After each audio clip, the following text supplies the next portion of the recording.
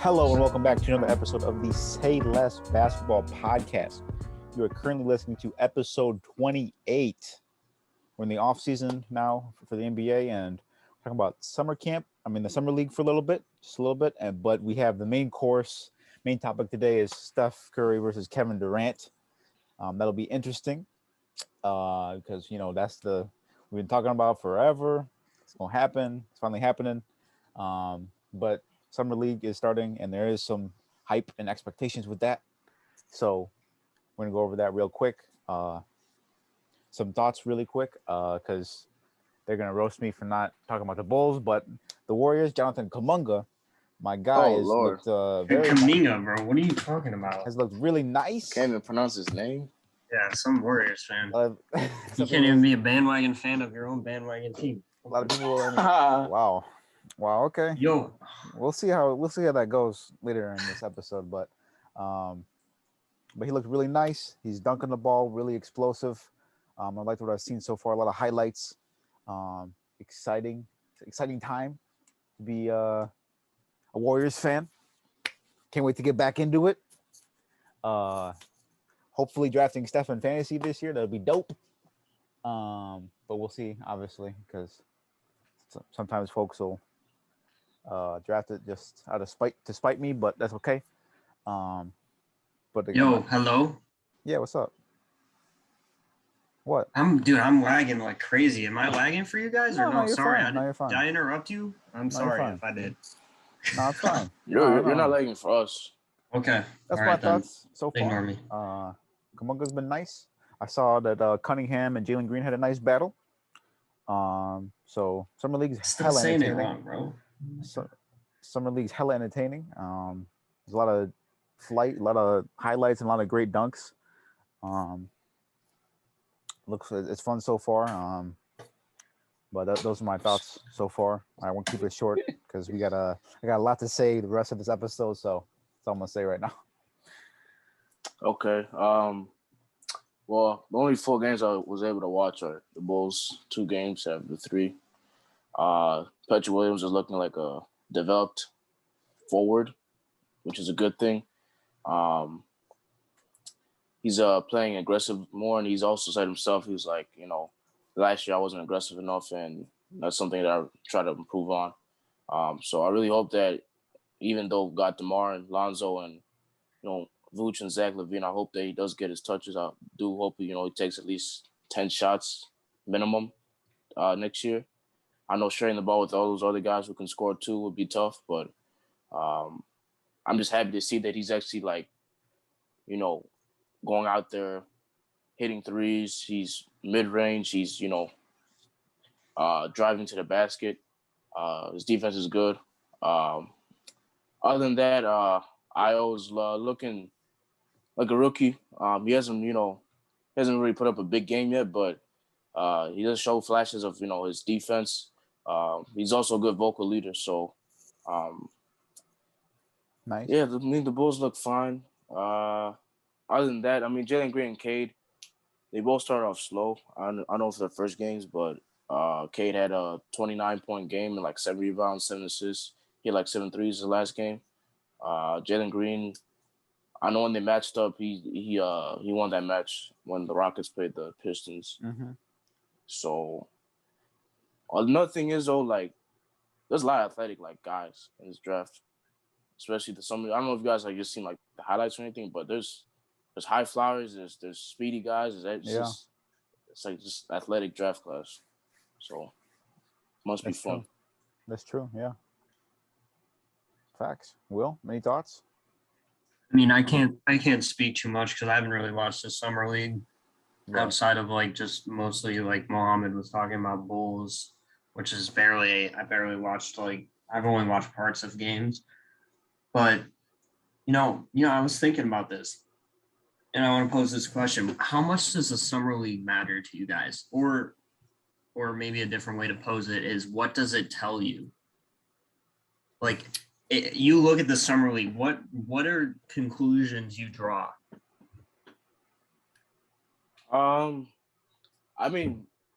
For Patrick Williams, in terms of his game, for me, just I just want to see how he looks like when he's aggressive. Like he wants to score. Like he wants to get the ball. He wants to be the best player on the floor. So Right. just for him, that's what I like to see because he didn't do that last year. And when he did, he put up a good game, but he just didn't do it consistently. So other than that, I really don't think you should take that much because even though they're playing against other NBA players, most of the time there's one or two guys that will be on the final roster, and then the rest of everybody's just going to be in the G League or they're going to get cut. So Right. they're not playing great competition, but I guess just to see how people, just to showcase the upcoming rookies and stuff. That's true. Yeah, I think it's akin to the NFL preseason in the sense that it's a chance for the guys that you don't really know to make the teams, and prove that they're worthy for the NBA. And Right. I think that's really cool. I think that the grind, just to get into the NBA is something that is unmatched, and to see all these, it's really very like positive and hopeful for the league's future, because you see all these guys competing and putting all their effort in summer league and making it entertaining, and these are the guys that want to be on teams and make teams, and that just makes it so much more competitive and so much more interesting, because that's what the league that's what the league's all about. It's just competitiveness and going out there to compete at a high level every night, and that happens in summer league too. So that's nice. Yeah. I'm gonna say this. I'm gonna lag out here, guys. My internet's really bad right now. I'm gonna go restart it, and then I'll be back. I'm sorry, but I don't want to for this specific episode. I don't want to lag out. Oh, in the middle for sure. Of anything. That would be really bad. So that would give I you a will default be back. win. Oh yeah, I'll be that back. That would give you a default win. No, stay. Go ahead, and stay. Will, no, go ahead, and stay. No, I'll be back. I'll be back. All right, go ahead. All right, ladies and gentlemen, we're back. We had some technical difficulties. We also changed outfits a little bit, but we're back. So we talked about the summer league, but it's time. It's been long overdue. Let's get it started. So, Steph Curry versus Kevin Durant, all time. We could bring up all time. We could bring up legacy. We could bring up, player versus player. It's up to you. First off, I'm gonna start off with career. All right. In terms of like top 10, so there's the top 10 list. I don't think Steph or KD is in the top 10 all-time players yet. But I do believe that Steph Curry is ahead of Kevin Durant, obviously. This reason, and this reason alone, there's multiple reasons actually. Let me recheck that real quick. There's multiple reasons why. First reason is he revolutionized the game of basketball. Durant has not done that. Okay, so everybody says, oh well, Steph Curry he only revolutionized. People only shoot more threes now. Well, that's changed the game entirely. Just shooting more threes. Teams are shooting more threes now, which changes the whole scope. We're setting up that all of Durant's points in the Warriors don't count because Steph set them up. Oh, okay. Well, interrupting my argument. Yeah, you took me out. He posted that on Instagram. Took me way out of context. Yeah, come on. But, I'm sorry.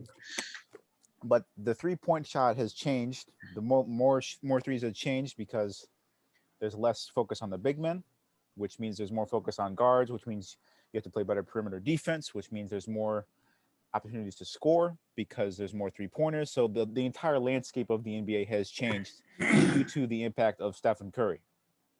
Durant, that's not really the case. He's still great. He still has changed the game a little bit, but not to the scope of Stephen Curry. There's kids out there who don't have to worry about being LeBron or Jordan. They don't have to dunk.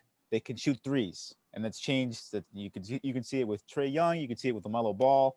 You can see it all across the entire NBA, across any court in America. More kids are shooting threes. More people are shooting threes because of Stephen Curry. He has changed the game from, you got to work the ball down low. The 3-point shot's a bad shot. No, Steph Curry has changed it so that 3-point shot is a good shot, and more teams have done more. Entire teams, throughout the whole regular season, you can say, oh well, he only changed regular season basketball. It's still different. Yeah, the Rockets. I mean, they missed 27 straight threes against the Warriors. That's hilarious. that they're having against the Warriors too. But it's changed the whole scope from postseason to regular season, and that is a direct correlation of Steph Curry. That's why I rank him ahead. That's one of the main reasons why, because he has a better impact. Um, so that's what I think. There's also reasons why. I also do believe that because Steph Curry's team in 2016 was down 3-1 to Kevin Durant's team, and he and Klay Thompson willed them back.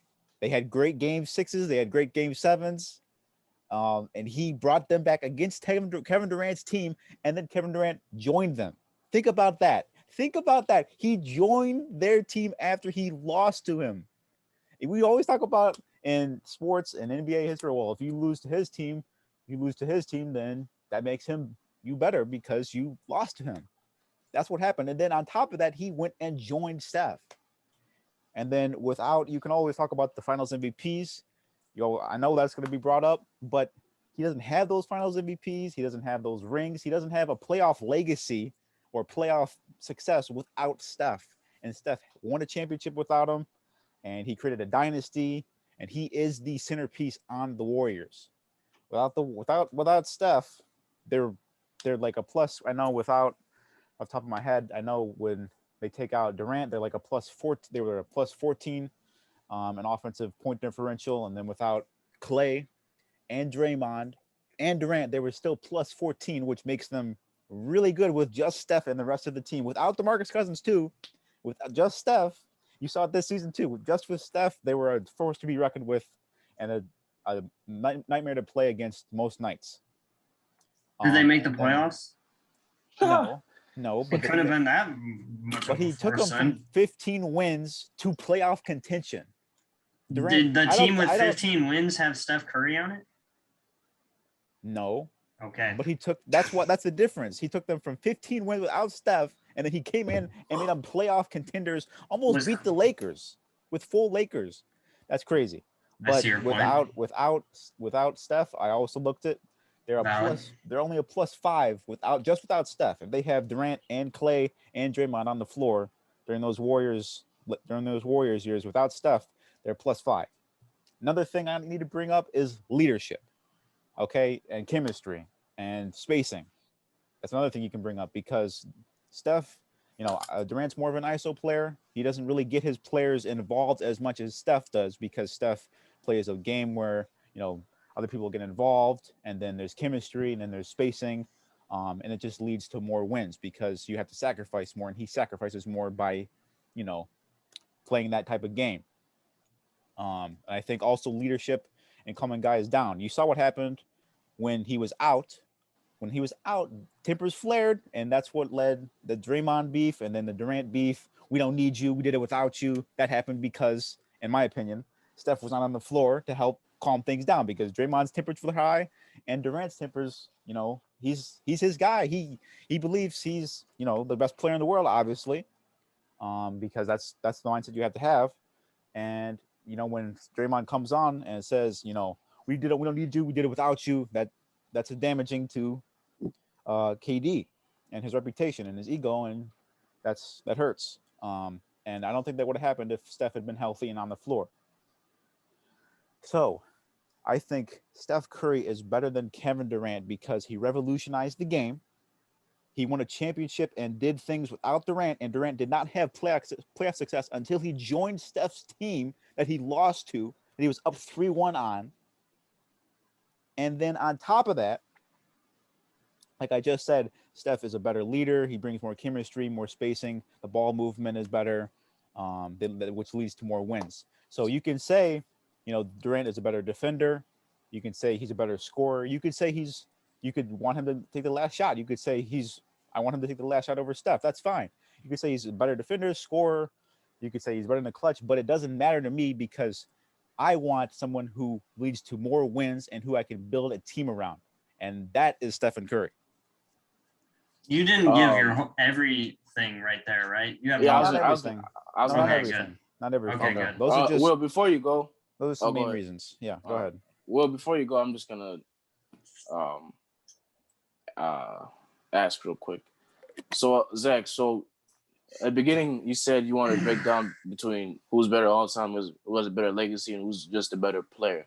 Yes. So better legacy, I choose Steph, and then better player as well, I choose Steph as well because of the leadership stuff I mentioned, the ability to build a team around. I think, the chemistry, the ball movement. I think his style of play just leads to more wins. Like if we're talking one on one, I think I take Durant, but we're not talking about one on one. We're talking about team basketball, and team basketball is the game that's played in NBA. And Steph's style of play, I think, leads to more wins. So that's why I take Steph. You can argue, you could say Durant is a better scorer, better defender, more efficient. You could say he's more clutch, but in the end of the day, even with all those things, I think Steph leads to more wins. So that's why I take Steph. Okay. Yeah, go ahead. Well, you said everything I wanted you to say because I actually planned for every single argument you just made. I have 6 pages of notes here. Okay. And every single one of the things I wrote down just shreds apart everything you said. I want to ask you though. God, what was I going to ask? You said Durant. You said shreds apart every part of what you said. So you don't think he revolutionized the game? My turn. Okay. Sorry, I really wanted. I do think turn. No, I do agree with that. Okay. And Durant will never. But here's the thing: is you don't know this because you didn't watch at this time. But Durant actually did change. Durant actually changed league rules. He actually had the league rules changed because of him, because he's so offensively gifted. And granted, he kind of cheated the system with that rip move, Mohammed. You remember? Yeah, the swing. They changed the NBA. They changed the rule because of that, which to me it doesn't really seem changed because, in my opinion, Harden does. He does it now. Still do it. And Trae Young and still does. They're not very good with that. But you said Durant never had playoff success until he was with Steph, which is it was playoff ridiculous for sure. That's ridiculous. Okay, because literally every single year Durant was on the Thunder, they got better every year. Up until the point where they started reaching the conference finals or the final. Well, that's actually statistically true.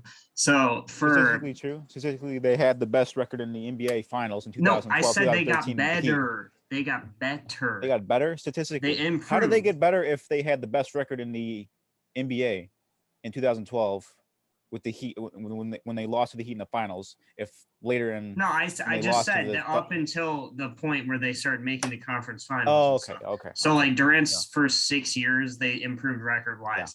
Yeah. And let me just look over here. So I'm gonna just start with this because I forgot what I was gonna ask you. I had a question for you, but I can't remember what it was.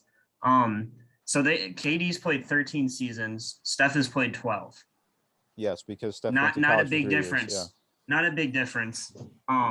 So I just looked at some stats that are at least somewhat comparable because they played similar amounts of years. KD's been to the playoffs 10 times. Steph has been 7 times. KD's an 11-time All-Star. Steph is 7. Steph has 2 MVPs. KD has 1. KD has 2 Finals MVPs. You mentioned that. Steph has 0. KD has 6 All-NBA first teams. Steph has 4. KD has 9 All-NBA total. Blah blah blah. KD's led the league in scoring 4 times. Steph has only done it twice, which I kind of found a little surprising, even though I knew that. Steph has led the league in scoring, in steals. I wrote that wrong one time. KD's never done that. And then KD won Rookie of the Year. The only reason I bring those up is because they're at least, obviously you would expect KD to maybe have one more because they played one more season, but most of those Steph's never going to catch them unless Durant has I don't agree because he just led the league in scoring last season, so you never can tell. Okay, maybe he will do it 2 more times and catch Durant. And he could win. He could win another MVP as well. Well, obviously, but he has more MVPs than Durant now, so he can't catch Durant in MVPs. Right. He has more now. Yeah. Regular season. And you also have to take into account that Steph was injured for a lot of the time in the beginning of his career, which leads Durant has also had some injuries. Not nearly as much as not Steph as many. I'm not saying. I'm not disagreeing. Yeah. I'm just providing that information. Do with it as you will. The regular season stats, Durant scores more, rebounds more, obviously. Steph has a few more assists. Right. Yeah. Their playoff stats. They both increase their scoring. Durant increases his rebound. They both increase rebounding. They both basically increase assists, or they're about the same. Yeah. Durant becomes a way better defensive player in the playoffs. Steph does not, and they both shoot a little more poorly. One thing that I think is kind of important to note because it matters. KD shoots twice as many free throws as Steph. Now I understand that's mostly because of how Steph plays, but imagine if a dude who shoots 90% for his career from the line actually took like a reasonable amount of free throws. He could be nuts. And I'd also like to see how that would affect his free throw percentage. But that's just something I thought to add. One thing I want to add, now let me just go into my argument for KD. All right, so he's one of two players ever to average 25 plus points per game for his career with a true shooting percentage of at least 60%. And his is way above 60%. The other person is James Harden. And Zion is currently on track to do that, but he's only played 1 year if you want to include his rookie year, 2 years. He's never shot below 86% from the line, ever. Never done it. And is really not even close. Because I think he shot 86 once and then 87 and above every other year, which is unbelievable for a 7-footer. Steph has shot 80% from the free throw line for a season. One season. Stephen Curry, 1 season, yes. The dude, the golden boy, the 50, 40, 90, the best shooter ever, shot 80%. Durant. My point is Durant's just more consistent in that area, which is really just not true. Okay, 2011, 2012, when he played 26 games. Yeah. Yeah. Nice sample size there, pal. Yeah. Well, it's something, bro. That was a shortened season. So yeah. Durant has never come off the bench in his career, ever. Steph Curry has. Durant has never come off the bench, not even as a rookie. That's because Steph was undervalued. Okay, I don't know, man. Just be better, be valued more. Be valued more. What do you mean? He was small. Not my fault. You know, KD, they knew what he was when he came in the league, bro. I'm sorry. Durant has never shot below 50% from the field since his 4th year in the league. Steph has only shot 50% from the field 2 times. For a dude who is the all-time greatest shooter, that's because his volume is higher. Yeah, he does. And he makes more threes. So he takes more threes. That is true. But I'm just saying, for a dude who's supposed to be Mr. Efficient or the best shooter ever, I would think that he would shoot. He's not supposed to be most efficient. No, he's not. Durant is most efficient. But let's go into some of these advanced stats. This is fun. Talking about volume, then it's Steph, hands down. That's why he's the greatest shooter of all time, because he shoots more. I looked into that. Makes more. There is no debate for anyone else besides Steph to be the greatest shooter of all. He shoots more and makes more, but that's efficiency. He makes and Durant is the most efficient. More in total. Ever. He makes more in total. Yeah, that's fine. Okay, so PER. But there is no argument that Steph is not the greatest shooter of all time. He is. I'm not disagreeing. I'm just saying, as a dude who is the greatest shooter ever, I would never expect him to shoot worse than Durant from the free throw line or shoot worse from the field. Has Durant ever been in the 50, 40, 90 club? Yes. Which years? 32 point per game year, Mohammed. You remember? Yeah, his MVP year? Yeah. Yeah, that was 2014. Yeah, I think it was that year. Okay. PER for Durant, 25.2 career-wise. Steph is 24. PER takes into account all offensive aspects of the game. All offensive aspects. So, again, Durant, better offensive player. But here's where he's not a better offensive player. Stop it. He is. No, he's not. It's just not even close. Not. No, then explain to me why he's a better offensive player when he was on the Warriors. They had a better point differential when it was just Steph. I'm actually about to get to that. It was Kevin Durant I'm about to get to it right now. Yeah, okay, go ahead. All right, Mohammed, you got to listen to this because this is going to be fun for us, or at least for me. And I really don't know what side you take. But total offensive win shares for Durant, 104.7. Steph is 83 for their career. 104.7 that's because to 83. That's because again, KD He's had played one less year. No, that's because he had less injury seasons. Steph had to get into the league. You have to remember, Kevin Durant came into the league as a top prospect, number 2. Steph Curry was not that guy. He went like 24th. The 12 seasons that Steph has played are seasons he's played, not okay. You're basing your including entire injury argument years. off of the first seasons. Well, Stop. How is that's that? so bad. No, What? just because the early seasons do not matter right now in terms of okay. when you get to impact. It Oh, doesn't that's matter. even better. That's even better stop. because No, stop. Durant just smokes him. If you ignore his first like 6 years in the league, he just becomes unbelievable. He went 7th. Okay, yeah. Okay, so I'm only referring to years that they have played. So years they have played, Durant has 21 more win shares, total offensive win shares. And so that's saying that if they had played, if Steph and Durant had played the same amount of years, it wouldn't even be close. Like Steph wouldn't even be close to him because there's no way you get 21 win shares in a year. That just wouldn't happen for offensive. Now, I did look at when they played together specifically because your whole argument is Steph is the offensive golden boy of the Warriors. He led to all their wins. Without him on the court, they were nothing. So KD's offensive win shares. I have stats to back that up, yes. Okay. Well, and I have these as well. KD's offensive win shares when he was on the Warriors were 8, 7.5, and 8.6. Do you keep track of those numbers? Steph's were 8.7, 7.2, and 7.2. What was Durant's again? 8, 7.5, and 8.6. So 2 of the 3 years they played together, Durant offensively led them to more wins than Steph Curry. He did do the first year. Steph led them to more. But let's go to defense because this is where it gets really good. Defensive win shares, total defensive win shares for the career. Durant 42, Steph 29. Not even close. While they played together, Kevin Durant's defensive win shares were 4, 2.9, and 2.9. Steph's were 3.9, 1.9, and 2.5. Okay, so this is defensive win shares, meaning how many wins? I just looked up. You talking about what is this? RPM wins? Nope. Okay.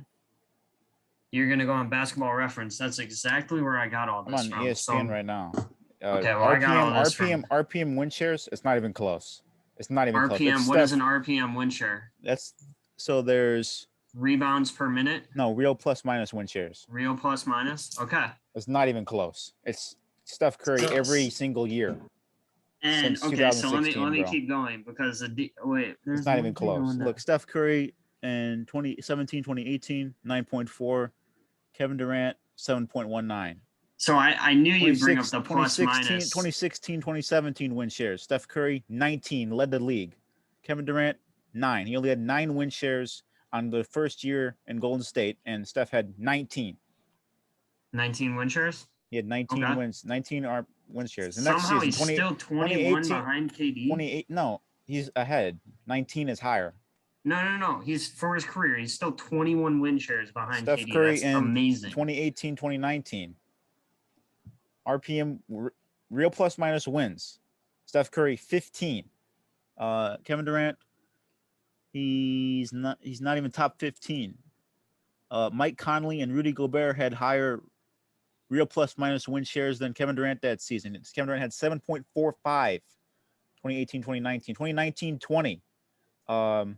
Well, I don't think Steph played that season, so he's not logged in here. And I don't think Durant played that season either. And then 2021. Steph Curry again led the league in real plus minus win shares. 19.05. Yeah, so I knew you would bring up Gobert, the real... Jokic. Yeah. I don't think Durant. Did Durant qualify for this? He might have been injured. He barely played. I doubt it. But that's fine. I know how much you love plus minus, so I made sure to include that in my argument, even though I think it's a pathetic stat. But I do have that later. Just let me keep going.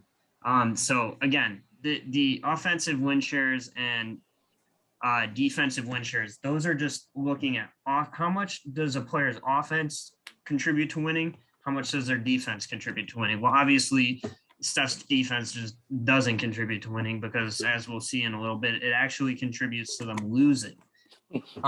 So total win shares. Again, I didn't go over this one yet, but 146 for Durant's career. Steph has 112, which again, with what you have provided, I actually thought it would be closer. But also, despite that, I know you love saying win shares. The Warriors went 27-6 without Durant that year, and they went 22-20 without Curry. I just wanted to mention that. 27 and let me say that again. 27-6 without Kevin Durant, and 22-20 without Curry. But somehow Durant leads them to more wins. But when he was out, they won more. They won 82% of their games without Durant. How can you say they win more with Durant when they won 82% of their games without him? So that's what the data, 21 games in a row, say, man. 21 games in a row without Durant. They won 21 games in a row without him. Wasn't he out that Rockets series? When he went out that Rockets series, he was also out that Raptors series as well. And what happened? They lost. They won the Rockets series, but Steph poured in and made it competitive. Steph was out the Clippers series and the series after that as well. He had 47 points that one game in the finals. He helped them win without Durant in those Rockets series. Durant dropped 50 on the Clippers. Okay. Yeah, it's the same argument. But again, I want to keep going with this because it gets really interesting. Total win shares again. I mentioned it's not even close for their careers. Look at the years they played. My real plus minus win shares argues that it's not even close. And your plus minus stat, Steph is gonna win against almost every player in the NBA because that's just that plus minus is one of the worst stats ever. But then why are you on ESPN? Yeah, I am on the ESPN. Yeah. Okay, that's what I thought. ESPN would be providing that stat. But total win shares. Let me say this because KD win shares while on Golden State 12, 10.4, and 11.5. Steph's were 12.6, 9.1, and 9.7. So it's close. Yeah, but your whole argument there is, they're so much better. They win so much more. They do. Steph. But the data, the analytics say that Durant contributes more to them winning. 27-6 without Durant and 22-20 without Curry. So, but the analytics say that Durant contributes more to them winning. That's just what they say. That's what the math says. So they went 54-13, 80% with Curry, 80% of their games with Curry, and then won 80% of their games with Curry and only 52% without him. But somehow your win share stat reflects that it's not that high. That's a fact. The Warriors win 80% of their games with Steph. Okay, but the win shares is going to look at other things like opponent, who else is playing. Guess what? I looked at also stats. Warriors won 80% of the games with him, only 52% without. I looked at Harden's MVP season. They won 76 with him, 54% without. I looked at Giannis's. They won 57% with Giannis and 75% without him. So what you're doing, and Westbrook 59% with him, 60% without him on the Thunder. Kyrie on the Celtics, 63% with him, 67% without him. And then with Magic, even with Magic, who is the greatest point guard of all time, they won 77% of their games and 60% without. So with Steph Curry, they won 80% of their games and 52% without him. But somehow they win more with Durant. Somehow Durant is a better winner. He's not a better winner. He didn't win a championship. He didn't win in the playoffs until he got on Steph's team. I don't understand that. Oh my God, you didn't win in the playoffs. Holy crap! He has a better playoff record than Steph Curry. Then why did he lose? Possible? Why did he lose to Steph? How is that possible if he didn't win in the playoffs before Steph? If he won more in the playoffs, how did Steph win a championship first? And how did KD only win a championship? If you let me say my argument, I will get to all of that. But you keep interrupting. Okay, yeah. Gosh. So your main argument against Durant is mentioning players that have the entire team that ran through them, and then their team's record when they're off the court. What? That's like a LeBron fan argument. oh yeah, well if you look at what the Heat were like when LeBron was on the court, and then what the Heat were like without LeBron, guess what? Their record's terrible without LeBron. Well, no duh. When your whole team runs through a player, of course. So let's keep going. When you're more valuable to your team, you're a better player. LeBron James more valuable to his team than Durant. Steph Curry more valuable to his team than Durant. Jordan more valuable to his team than Durant. Because Steph is so valuable that he has 0 Finals MVPs. Oh my God, Finals couldn't MVPs. lead the team to a championship. He did. He did lead him to a championship without Durant. Oh yes, he did against the G League Cavaliers. He did. Oh my God. So let me keep going. Total win shares. The G League Cavaliers. Wow. So again, total win shares when they played together, not even close. Durant by far. Win shares per 48 minutes. 6 without Durant, 22 and 20 without Curry. I don't care what's your win share argument. It's invalid. Actually, it's invalid if my stats just showed you that they win more with Curry, then your argument's invalid. But your stats are only looking at the record. They're not looking at opponent, who else is playing, the game, the teammates of the opponent and the teammates on the court for them. It's not looking at anything else. It's just looking at the record, the outcome. So again, I got to the box score, the plus minus that you like. So the offensive plus minus, you would think Steph would shatter, right? You would think he would shatter. I don't really. Durant. I mean, they might be close because they're both really good players. They are. They're very close. Actually, they're almost the exact same when they played together, and they're almost the exact same for their career. So I won't even cover that. Then they're basically the exact same. Steph's a little more. And defensive plus minus, this is where it gets hilarious because Steph's is 0.3, Durant's is 0.7. When they played together, KD's defensive plus minus, again, how does the game change from your defense? 2.2, 0.6, and 0.1. Those aren't great numbers by any means for like an elite defensive player. Mm-hmm. But Steph's were 0.3, 0, and negative 0.5. 0 is an average defender.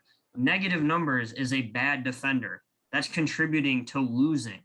0.3 is not much above 0. So, and granted, Durant was 0.1 one year, so he's not much better. But Steph has actually contributed to them losing through his defense. So, box plus minus average. This is more along the lines of what you're talking. Durant's for his career 6.7, Steph's 6.5. Virtually the same thing. But while they played together, Durant's 8.9, 7.3, and 5.5 to Steph's 6.9, 7.7, and 6.6. Again, you would think Steph would just shatter him because they win more with him on the court and Durant off the court. Their plus minus with Durant off the court or with Steph on the court is unbelievable. But they really are the exact same. Talking about real plus minus? Box score plus minus. I'm talking about average. Real plus minus.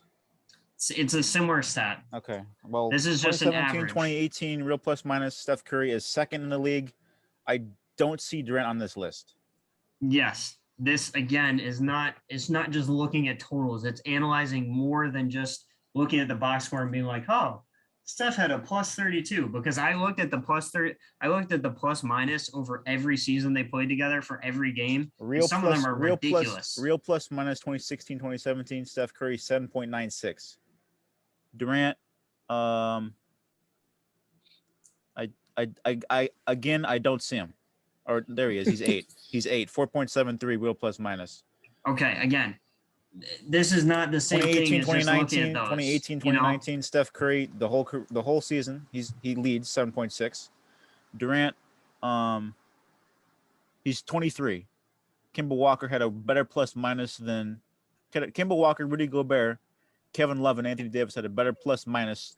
The 2018, 2019 real plus minus. I need you to explain again to us why you think plus minus is a good stat. I need an explanation. I think it's okay. Well, it's on all of the box score, the stats. Okay, people always. Have you ever thought that the traditional box score stats are terrible? Like they're just they're not good, but we still bring it up. We still gonna bring up points. There's a reason they have advanced metrics now. Just keep going. It's a terrible stat. It's a terrible stat, but I'm going to keep going. Yeah, I'm not even going to mention Obviously, I mentioned that. Are you gonna bring up the 3-1 lead he blew on Steph Curry's team? Because that's the main argument that is holding you back right now. It doesn't really matter how many free throws they made or how many free throw percentages they made. What matters is that he lost to Steph and joined his team and did not win a finals without him. So I actually do. I don't care about his free throw percentage. Warriors again did not win the shot finals 90%. He shot 90% in the free throws. Well, Steph he hasn't done that. He only shot 80%. Well, I don't care about 80% 1 year. I care about him losing 3-1 leads to Steph Curry's team and only winning finals with Steph and finals MVPs. So again, Steph has never actually won a finals without Durant, except for the year when the Cavaliers didn't have Kyrie Irving. Okay, that doesn't make any sense. How can you say he never won a finals without Durant, except for the year that he won the finals without Durant? Where Kyrie Irving and LeBron James were hurt. He never won a finals without Durant, except for the year he won a finals without Durant. That's it. That's all you need to say right there. Except for the year he won a finals without Durant. Man, come on, man. The other thing to mention about that specific year was every point guard that they played on their way to the finals that year got hurt. Beverly, Kyrie Irving, Mike Conley, Drew Holiday. You have to have luck. So once again, you have to have luck Steph Curry to the finals walks out on defense. Yes, but it would be like saying this year, the Bucks and the Suns, really? Like don't try and tell me that Durant never had an opportunity or he was hindered by Russell Westbrook, because they went to the finals with Westbrook. They were up 3-1 without Westbrook, and it only became a problem that he was playing with Westbrook until they lost. No, I would not disagree. Yeah. But I want to also bring up another common argument of yours is that Steph is always double teamed in the playoffs. And there was, against Durant, all these open shots. Like you said, he can't create his own shot. Well, he can create. He can create his own shot. I'm just saying Steph gets more attention let me go into because this. he's better a shooter. Yeah, no, actually. And I looked at stats. There are some stats that I'll put these in right now. I'll put in I have screenshots of multiple angles in the finals throughout seasons. I'll put that in right now of getting triple teams. I watched a video of Stephen A. and Doug Gottlieb talking about the finals when it was happening. So in like 2017 and 2018, they were like, they're like, there's no point.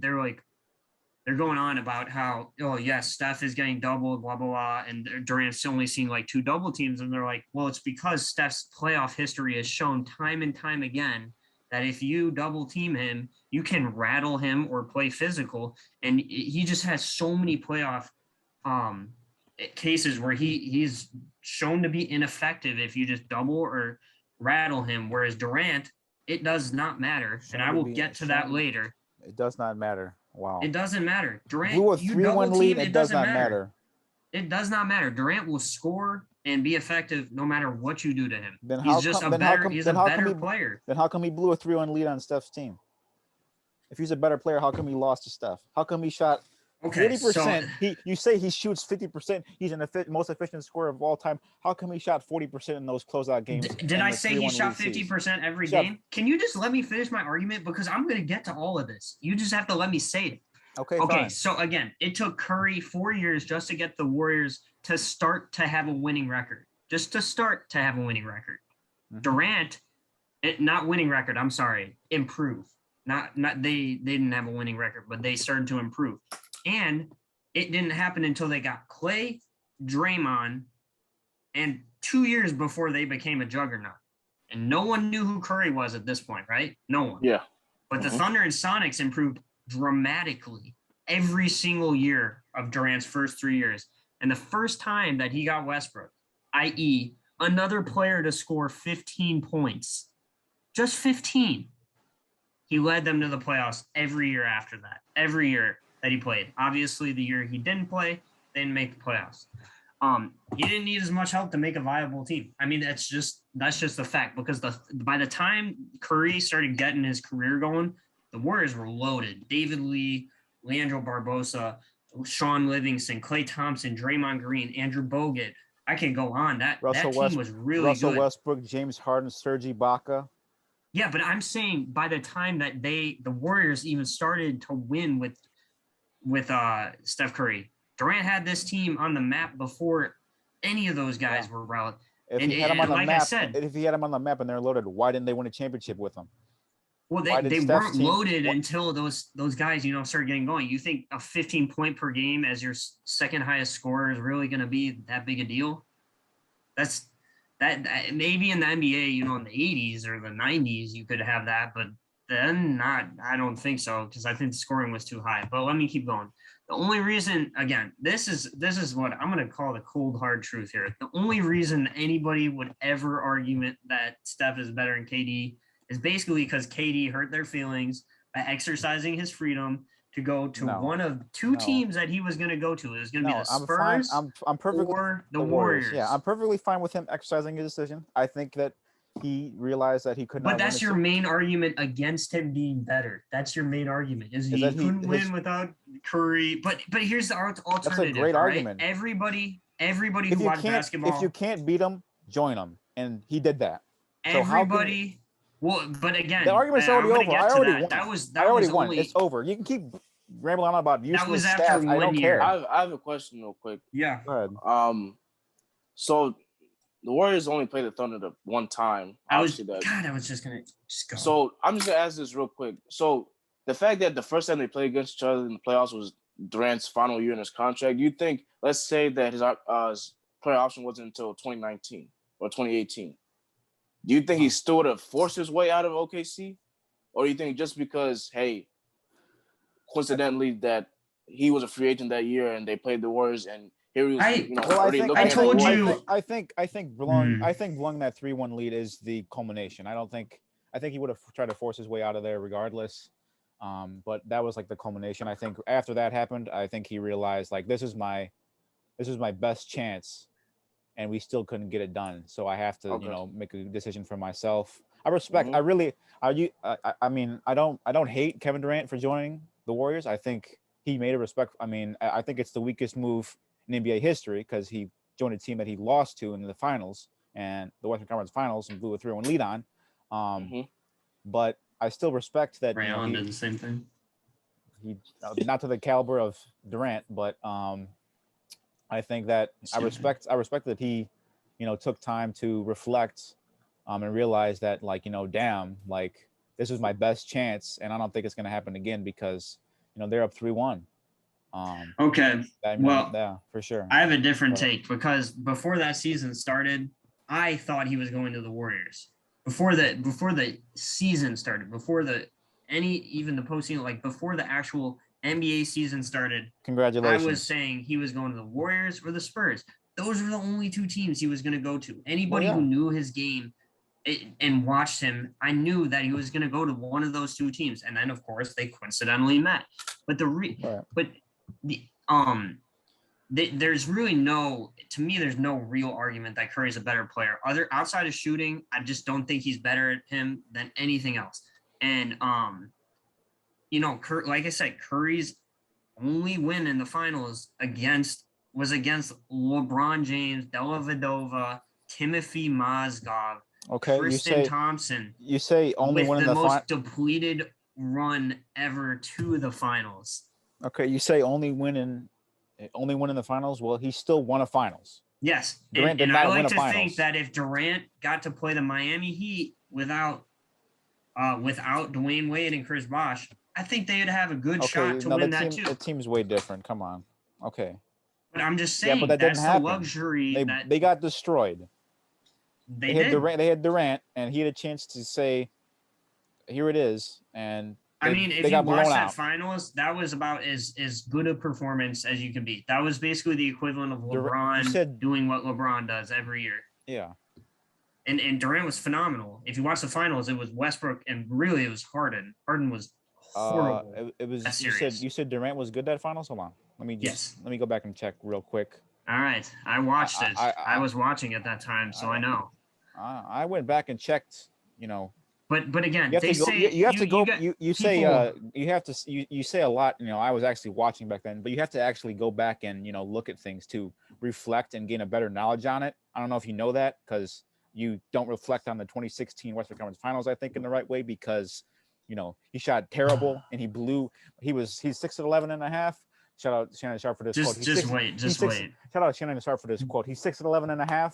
By the time the Western Conference Finals was over in Game 6 and Game 7, he was 5'11.25". He shrunk. he shrunk Yes. like crazy. Oh, just wait till we get to the playoff stuff. I can't wait for that. But they say that KD lost to the Warriors like it was Jordan losing to the Pistons or LeBron losing to the Celtics, like it was some repeated occurrence. He had played him one time. So, the other thing is Curry has never had to play with a teammate that was more ball dominant than him. Durant has always played with a teammate more ball dominant than him.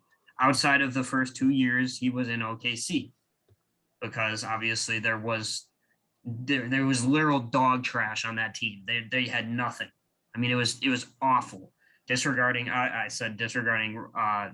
the Russ's rookie year. Russ holds 2 of the top 10 and 3 of the top 25 most shot attempts in a game for a given season. All the other ones pretty much are by Kobe Bryant or Michael Jordan, and then Will Chamberlain, obviously. But Yeah. I don't even know if they really count Will Chamberlain, because Buddy was averaging 50 points a game. Yeah. Curry has never had a teammate on the top 25 of this list, ever. Never had a teammate, ever. Do you realize that? Was that like throughout the whole season? Yeah, throughout a whole season. Okay. So it's just did you take one of the top 25 most shots? How do I say that? Shot attempts in a game for that season. Okay. Yeah. Okay. So basically, he plays with a ball hog, which everybody knows because Russell Westbrook. Russell Westbrook has had top like 3 usage rate every single year, basically. Mm-hmm. And top 5 or whatever. So again, Curry has never had a teammate on this list. KD, 5th all time in scoring. 5th. Somehow, some way, he's 5th. Curry, not even top 10. I just looked it up. Usage rate, yeah. So usage rate in the finals, the 2012 NBA Finals, Heat versus Thunder. You love talking about usage rate. Here's the usage rate in the advanced stats for the finals. Russell Westbrook 32%, Kevin Durant 30%. So they're basically even right there. And I also would like to point this out. Well, that's a poor stat. Give it some analysis. Give it some. No. I don't just throw out numbers without thinking. Pretty even. They're pretty even. Okay, I also want to point this out. Game 4, 2012 NBA Finals. They have a chance to tie up the series. Okay, Russell Westbrook shoots 62%. He scores 43 points. Yes. All right. Mm-hmm. Durant, 47%, only scored 28 points and went 1 of 5 for 3. Are you seriously bringing those stats up like they're bad? Are you kidding me? They're not as good as Russell Westbrook. So you bring up the Westbrook thing like he's ass. Like the man scored 43 in the 2012 NBA Finals when they're down, they're chance to tie it up. Come on, man. You hear yourself right now? I bring up a generic statement and you bring up one example and you're like, oh, well, he's not that bad. You bring up like Russell was ass. No, he was only ass until I didn't say he was bad. Oh, well, I never said he was bad. You called him a ball hog. Oh, he played with the ball hog. True. So high. That's why he lost, because he. Yeah. Okay. That's a true statement. That was only anybody who watched.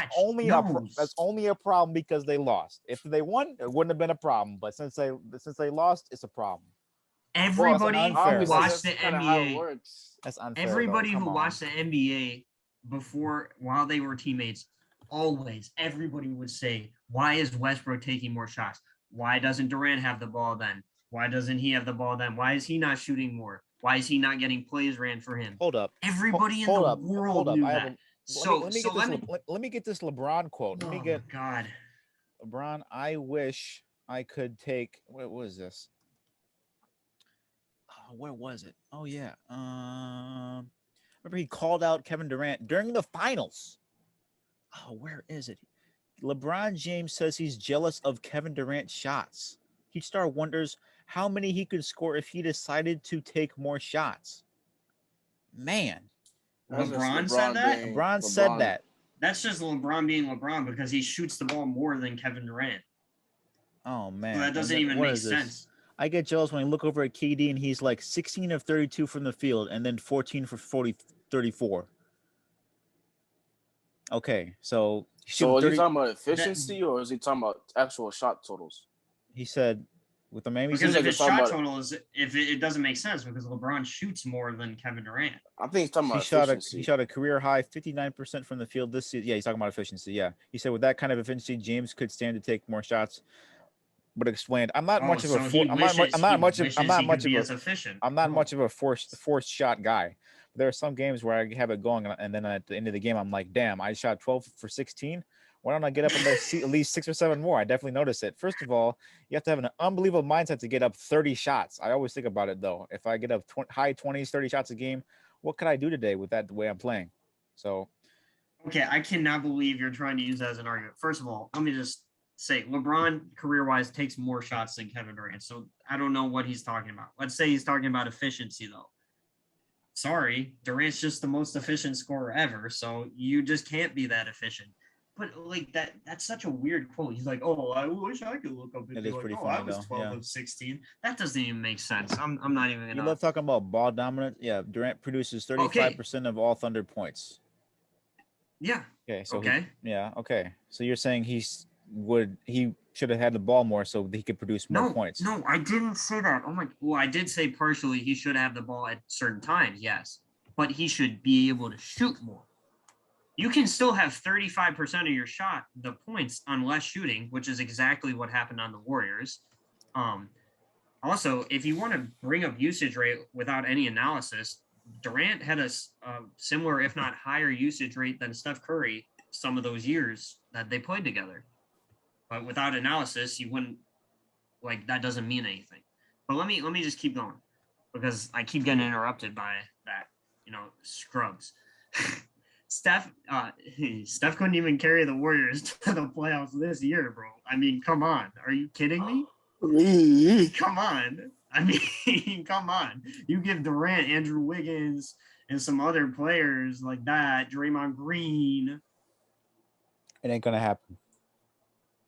Stop it. There's no excuse for a dude this good. He should have made them get to the playoffs. But let's talk about Curry in the playoffs. You act like there's big expectations. This is my favorite part of the whole debate.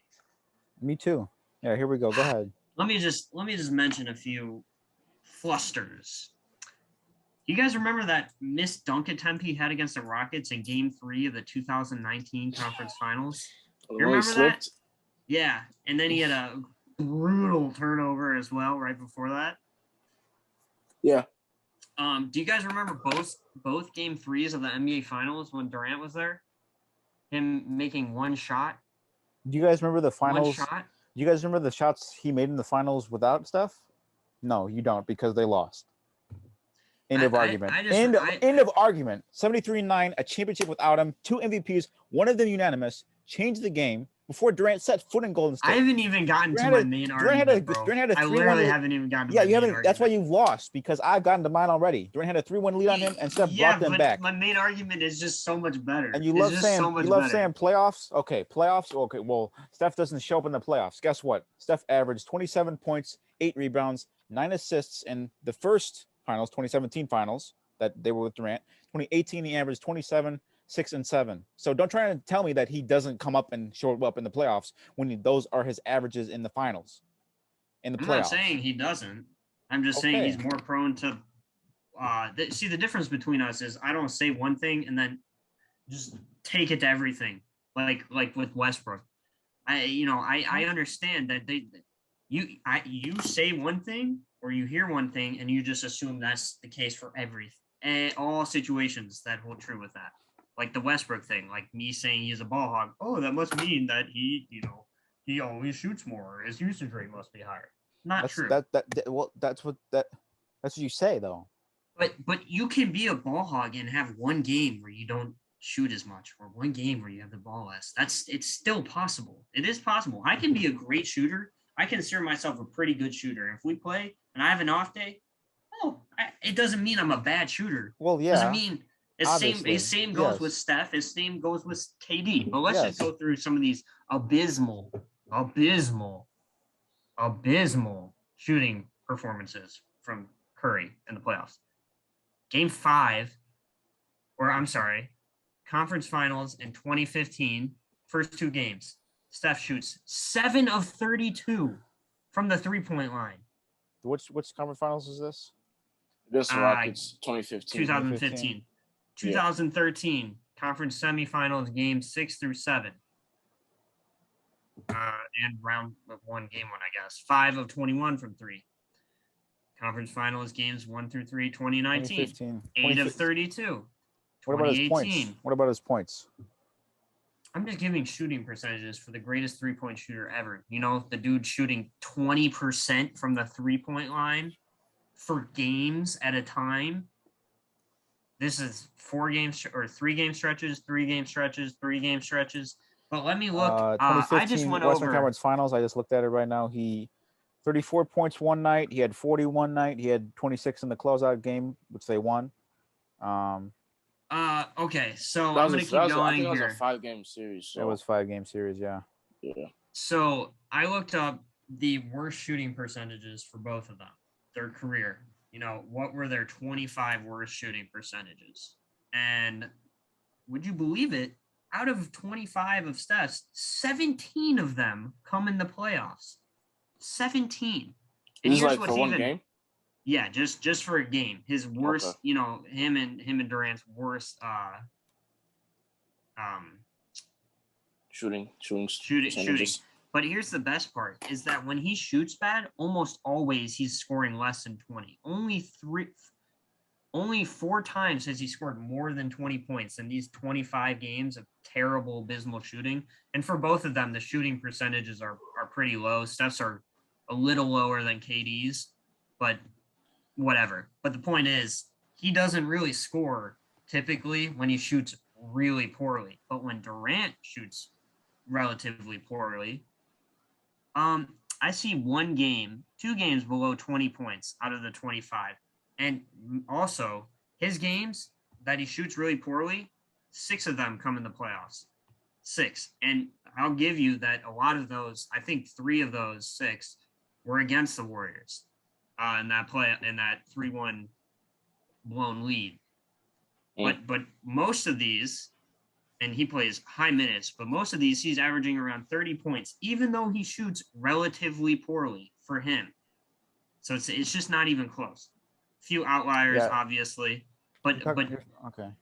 So again, I'm going to circle back to in the playoffs, Steph Curry has been shown to be rattled in multiple occurrences. He's shown to be that guy though in multiple occurrences. I have never seen that happen ever. Did you watch the 2019 conference finals when Durant? When it gets Houston. I stopped watching. That was a semis. Okay, the semi. Yeah. You talking about the conference semi? Sorry, my bad. Yeah. I stopped watching at that time. Did you watch that even without this? Okay, so you I've only watched 2016 to 20. So you're saying he shrunk? Guess what? The first 3 games. Oh yeah. Okay. Conference finals. Here we go. Conference finals that year, he averaged 36 points per game through the first 3 games without Kevin Durant. And now you're saying he's shrunk. I brought up the finals averages before with 27 points, 8 rebounds, 9 assists, and back-to-back finals. Again, dude, come on. Here's the other argument. Durant's never had a bad finals game ever. He's never had a bad finals game. Never. What about in OKC? You bring up those stats like they're bad. They're not bad stats. Okay. Plus, if you watch the games, 28 points on 47% shooting is not really terrible. Not that bad. That's really good. Yeah. Just the fact that Westbrook was better that night, and he was. That game, Westbrook was on one. I remember that game. He was on one. I'm not going to deny that. But Steph has been shown in the playoffs that if you bully him, you play physical, you can rattle him. Yeah. That's okay. Figure out how to score. But because you always bring up, Durant's always wide open because Steph had so many, why he was always drawing double teams. It's because nobody would dare to. I love the fact that you say he gets rattled in the playoffs and Durant doesn't, and he still won a championship without Durant and beat Durant's team up 3 when they were down 3-1, because that makes no sense. Your argument is invalid when you say something like that. Okay, Come I on. say something, Think about and the then past. you say like I just said, you apply it to Yeah, the every 3-1 lead is going to be applied to all every of them. situation because he blew it to But Steph's team. that's your only argument. That's your only argument. Because if That's you enough. because you didn't watch even before 2016. Durant, so if I include the Durant 9 years before that, it's not even close. Guess Like what? Durant was just better. You know what's You have to- what's funny? Without Durant, he was better. He's better without Durant. He started without Durant in the playoffs in the Western Conference Finals with the Rockets. Curry's field goal percentage improved from 54% to 60%. I think at a higher rate from both inside and outside the 3-point line. Dude, come on. For the game 6 against the Rockets, Here's the other thing Steph was averaging 76 touches, and since Durant went out, he averaged more touches, obviously. Mm-hmm. Okay, so they had better pick and roll. It's just so funny. Here's the other thing is Come that on, you man. say Durant's play style doesn't allow for them to win or whatever, yet he could join a team with 2 other stars that already had like their solidified offense and just seemingly fit in. But Yeah, but he really, can fit in, yeah, but not on his own. yeah, because he can't fit in on his own. What does that even mean? He can't be the man. He can't be his own. Like, he has to fit in with somebody else's system. Case in point, Stephen Curry, because Steph Curry is the heart and soul of the Warriors. You can't say nobody Yes, would he- deny that. yeah, Nobody would deny okay. that. I wouldn't disagree there. I don't. But Yeah. as everybody, all analysts and everybody knows, Steph was never the best player on that team when Durant was there. He was just the heart and soul. He was what made the engine go. And but more he was not the valuable. best player. So He you're was saying valued more, yes. So you're saying that doesn't make any sense. If he's the heart and soul and more valuable, and they win more games with him, you're saying Durant is the better player. That doesn't. Come on. Okay. So Udonis Haslem is the best player on the Heat, I guess. No, come on. The heart That's and different. That's the argument you I just mean, made. The a literal good example argument. is Joakim Noah. Joakim Noah. Yeah. The Bulls. He's not to the caliber of Steph though. Okay, come well, on. you want to bring? I mean, I don't know. Right. I don't know who's a good. Udonis Haslem is a really good example. Well, I'm talking about in terms of like Steph's level, in terms of stardom Yeah. or just greatness. But I can't really think of a lot of teams that had multiple all-star or franchise players. So Yeah, so many, having the luxury of having multiple I all-stars. mean, the Celtics. You would say that KG was the most valuable player, but he wasn't the best because Paul Pierce was. I think he's the best. Yeah. No, Paul Pierce was better. If you're the most valuable, it doesn't. I hate this argument that if you're not the most valuable player, you're not the best. You can be. Zach, that doesn't make any sense. If you're the you most can be valuable, but it can't be because of. If you're valued not- more it don't- and it they doesn't win all- more with you, then you're the best player. You can say, "Oh well, he's better at defense. He scores more. He's better in the clutch." But if you're not valued as much, if you don't mean more and win more with that person, then you're not the best player. Well, that team was a super team, and that team was already a championship team without Durant. So obviously, Yeah, which is why they will he's still better. be good without Durant. But So I looked at that because I love that narrative because they gave up 7 players to get Durant. So to say that they were a championship team without him is it's not true. It is that in the sense that they literally won a championship the previous year, but they lost 7, maybe 8 players to make room for that Durant. they didn't have exactly. So saying that roster is that to say, oh, he joined a team that won a championship. Well, he joined a team literally that won a championship, but they lost 8 players or 7 players, whatever it was. I don't feel like counting. It's really tiny on my sheet, but so he did join that team literally, right? But they didn't have the personnel. So yes, they may have won a championship doing a certain style, but everything had to change because when they got Durant. But my main argument, it doesn't involve stats. It doesn't involve, numbers. It doesn't involve any of that. It just involves the 2 things right here. And those things are eyes. For those who are listening via one of the streaming sites that we use. I don't even know what we use other than Spotify and Apple Pods. But the eye test, bro, is just not close. Like, it just isn't close. Steph is more electrifying. I give it to you. The way he scores is just it's cooler. It's more fun to watch. Honestly, it is to me because Durant just freaking does whatever he wants and nobody can do anything about it. Like he's too tall, he's too good a shooter. But Steph scores in flashy ways. He finesses. Like I get that. But Durant just scores however he wants, whenever he wants. He's a more all-around player.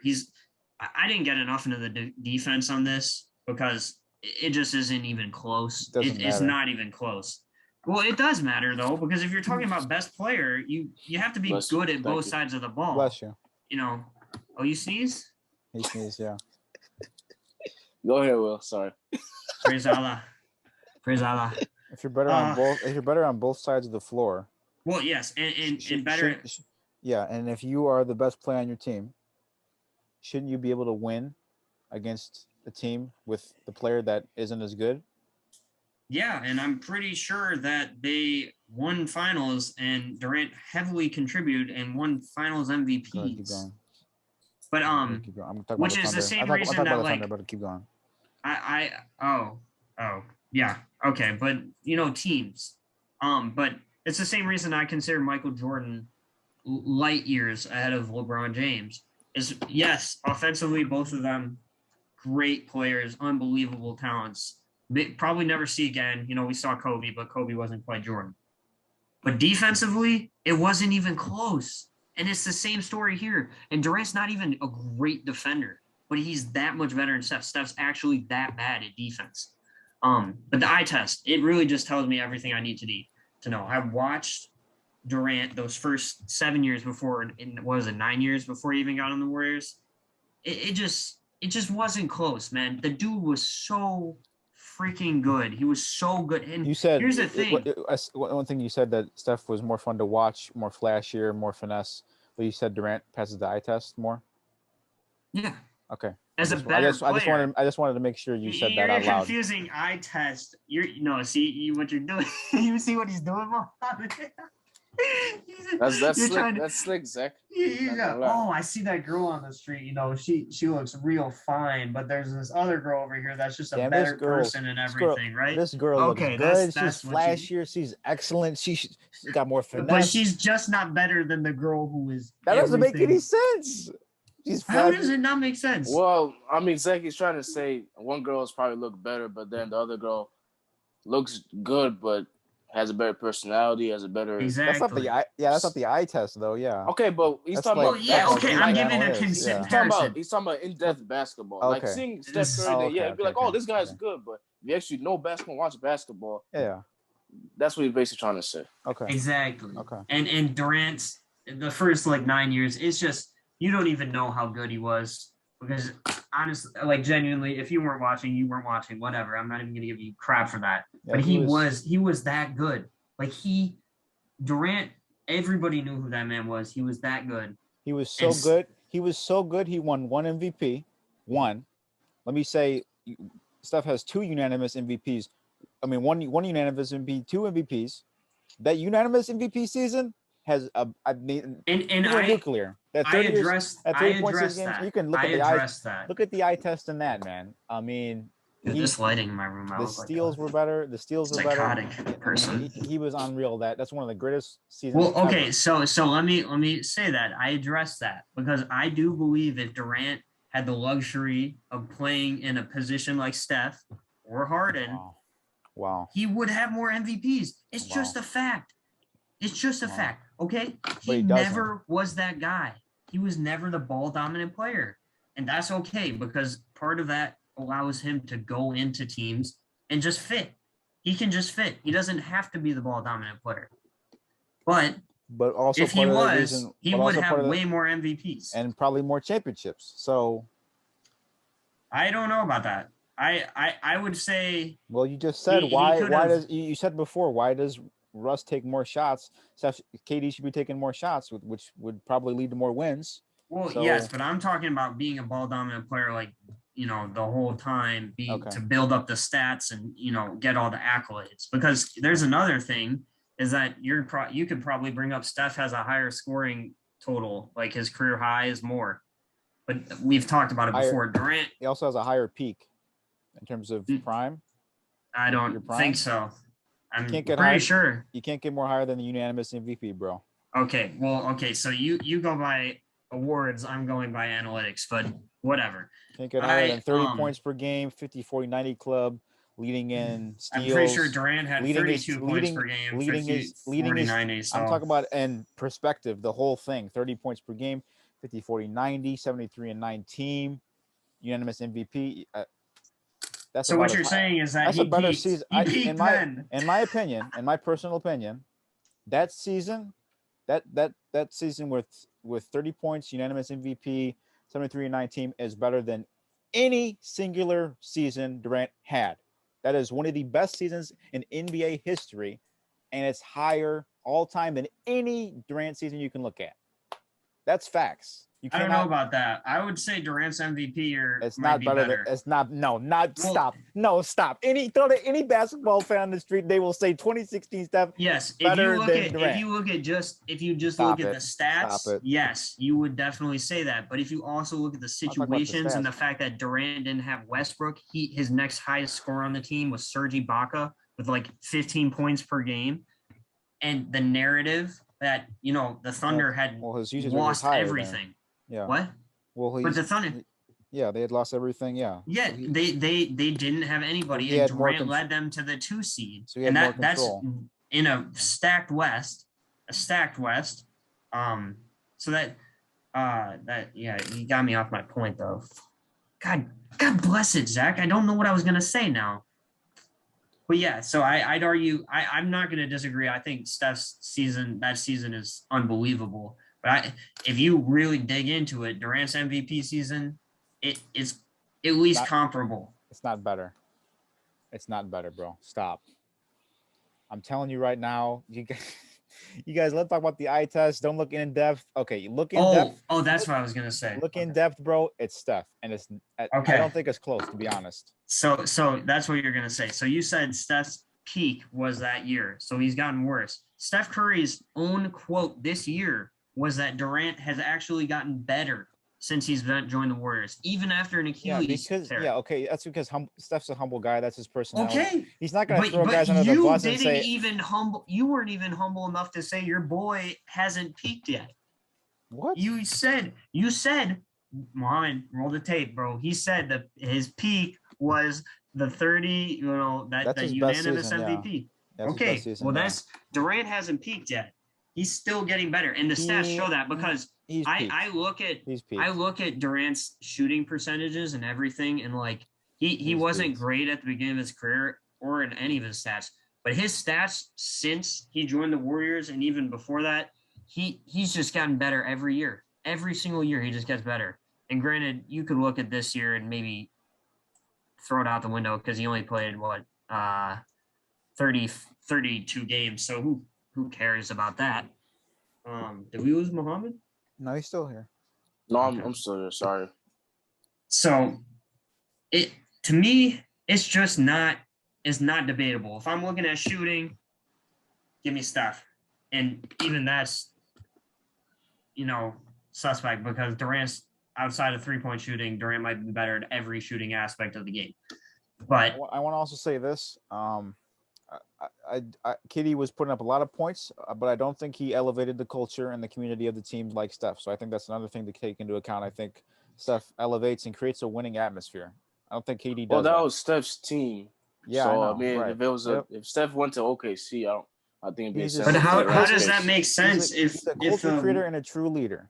But if the Warriors literally never improved until they got Klay Thompson, Draymond Green, Andrew Bogut, they lead those boys, but the Thunder got better every year Durant was there. How does that make any sense? Because Durant was drafted to one of the worst teams ever. Because he left that culture because he wanted to go to another culture that Steph created. But he improved the team. He made them win more. So how does your argument that Steph causes your team, creates a culture to win more? Because he won a championship, and that's something Durant did not do in that. So your whole thing, you just hang your hat on the 3-1 blown lead, and then the previous year winning. I hang my entire argument on that fact that KD's team blew a 3-1 lead to Steph's team. KD joined Steph's team to win a championship. He only got those Finals MVPs when he was with Steph, and the fact that he revolutionized the game. So 2016 is that's your golden year of your that's whole the year NBA that's prime. what changed everything, in my opinion. I think that changed. That's what that legacies are defined in many moments and many areas throughout the season, and that really defined what the league was like the next couple of years. What that whole offseason was massively important and impactful. Well, yeah, and I knew, yeah, okay. But I can use every year, including that year, every other year to support Durant because, again, before that year, Durant was ungodly. I mean, he was amazing in every way, shape, and form. And since then, I mean, that's the thing is that Durant has actually gotten way better every year since then. Steph, as you kind of said, kind of plateaued. And Plateaued. I mean, plateau is. I don't know about plateau. I don't know about leading the league in points per game last season is plateauing, but I mean, yeah, I will not say as scoring, but as a player, if you look at just pure scoring stats, yeah, and again, Durant, the 1 year that he didn't have like a Steph, a Klay Thompson or whatever, he averaged 32 points per game. 50, 40, 90, won MVP, led them to the 2 seed. So like, and here's the weird part about it is that Thunder team. Correct me if I'm wrong, Mohammed. It didn't have another All-Star, obviously, but who was the second best player on that team? Which Thunder team? What year are you talking about? The Durant's MVP year. Wasn't it Kenyon and Martin? It was either Martin, Ibaka, or I think it was Reggie Jackson. Okay, Kevin Martin. So, not a very good team. I said Kevin. It was Kevin Martin. I forgot. Yeah, because Kevin Martin was in that. You know who Kevin Martin got traded for? Probably Serge Ibaka. And I'm looking at the stats right now, 2013, 2014. Yeah, I believe. First in NBA, right? I don't know. I can't remember off the top of my head. I'm looking at it right now. Yeah. Well, Kevin was in the James Harden deal, so this is second year with OKC. Yeah, Serge played all 81 games too. 15 points, 8 rebounds. They had 82 games, right? And 3 blocks. Yeah, Serge should have won. He should have won Defensive Player of the Year, by the way, that year, without question. That was stolen from him.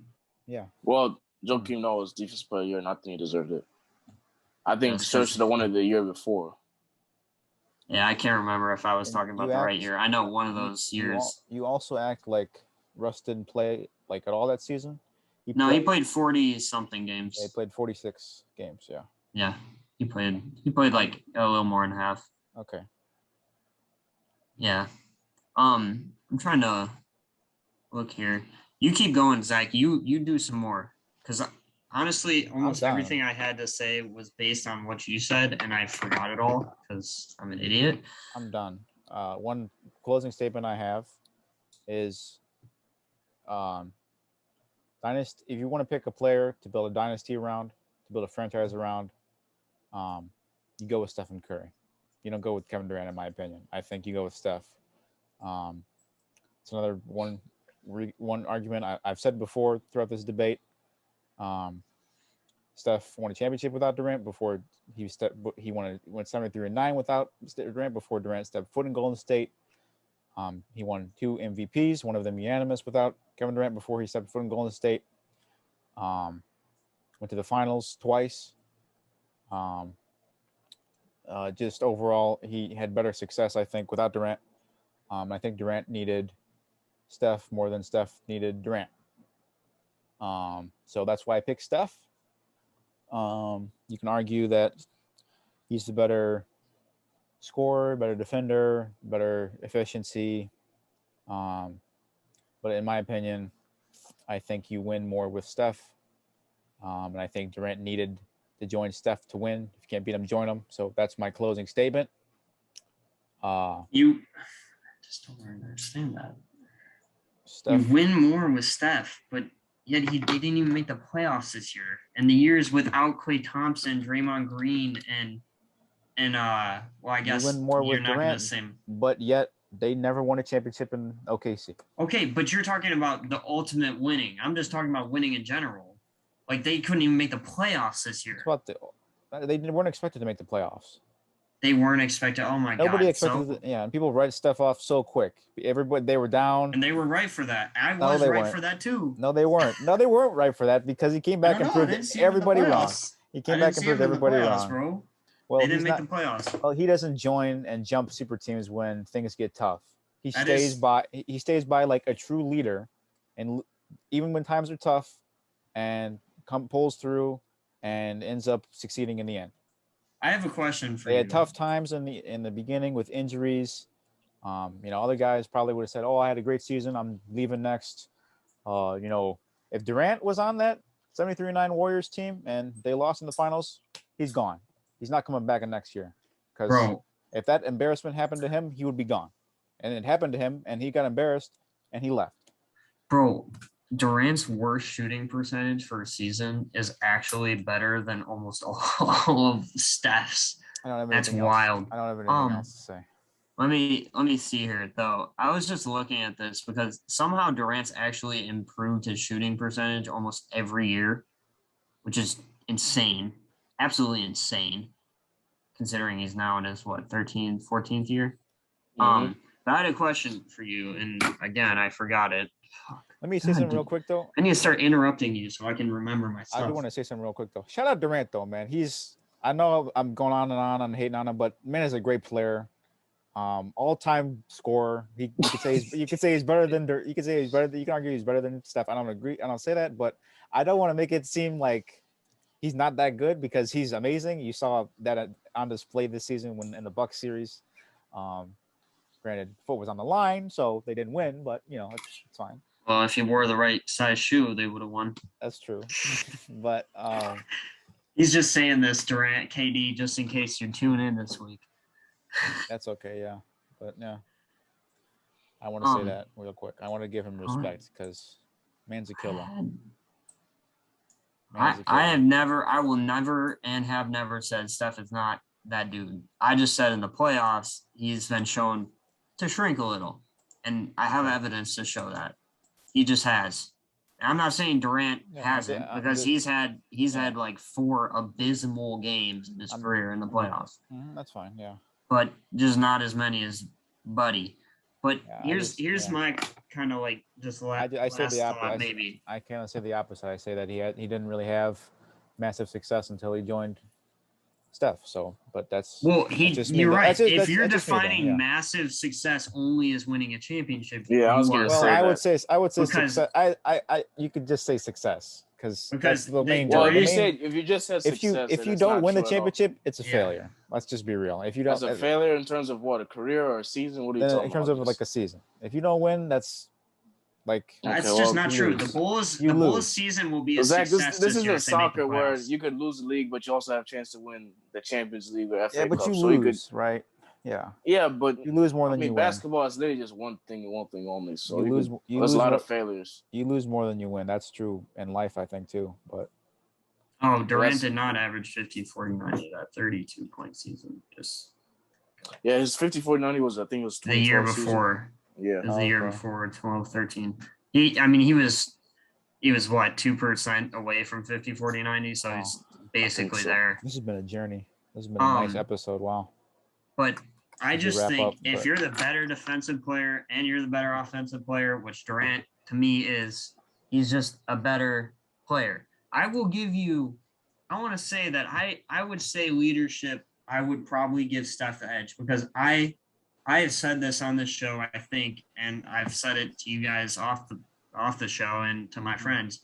I do not like Durant's leadership because he's so passive aggressive to me. It takes so much for him to get going. Oh man, like he needs to be pushed by like a Draymond Green to lead. Calm down, to be that guy. And he's not a vocal leader, or at least it didn't seem like he was until he, became a drama queen on social media, which I guess would be somewhere in the middle of the Warriors Yeah, tenure. the passive aggressive thing is hilarious because But right after right after the Draymond beef thing, he was just like, yeah, all right, whatever. I Yeah. hate that. The But passive aggressive, yeah. like there's Yeah. a stretch. I don't know if you knew about this, Zach, but there was a stretch, Mohammed, you might not even remember this, where Durant scored 200 points in 4 games. And one of those games was actually against the Warriors, where I think he dropped 54. And then it 51. was Atlanta 51. Okay. Yeah. Atlanta Hawks, Memphis Grizzlies, I think, and whatever. And they were just 4 of the best games I've ever seen in my life. And I remember during those 4 games, he got mad and he actually took over and did what everybody has wanted him to do for his whole career, which he will not do unless he gets that right button pushed. So I will give you this, Zach. I do not like that Durant won't take it to that next level unless he has to. So as you point out, Steph is the guy on that team. I don't disagree. He was the guy. But Durant would become the guy if he needed to be. But he won't take the initiative to be the guy in the first place. I have never liked that about him. Mm-hmm. I'm his fan. I'm his biggest fan. A little bit. I've kind of weaned off him since this. Some of his social media stuff is insane. But as a player, I love him. But that aspect of his game, I hate. I do not like him in that sense because if he just played like he did against the Bucks his whole career, Lord have mercy on the rest of the NBA because that man would just do wonders. But he doesn't. And I just don't like him, man. I do not. But Mohammed, we've talked so long. You've been so patient. Looking all, Yeah. What? Damn, well, mine's gonna be brief. Okay, good. Because both you guys would put up an entertaining show, so I had no problem taking a back seat and just Did you? I didn't see any laughing or anything. You guys had some comedic moments. Yeah, I started laughing. Yeah, I definitely started laughing. Yeah, especially with Zach's outburst to Will's counterattacks or counter arguments. See, I should have done what you did because my arguments would have been way better because they were in my head. And then by the time I talked, I forgot everything I want to say. So maybe we might have to run this back sometime, Zach, where so I can write down my thoughts. Because maybe after Durant wins the championship in Brooklyn, if he does, or after Steph wins the game. For me, all time, I think legacy wise, obviously Steph with the way he made Golden State. He put Golden State on the map. Him, Clay, and Draymond. Then his 3-point shooting game, changed the game. Obviously, his legacy wise, he's gonna have a bigger name than Durant. All time though, I just think why Durant's better just because of their frames. Steph is 6 foot. He's all he has is his shooting. He's not strong. He's not quick. I mean, he's quick, but he's not fast. He's not basically athletic. Durant's a 7 foot monster who can shoot from anywhere. He has handles. I think they're both one of a kind players in terms of we've never seen 2 guys like that before. Mm-hmm.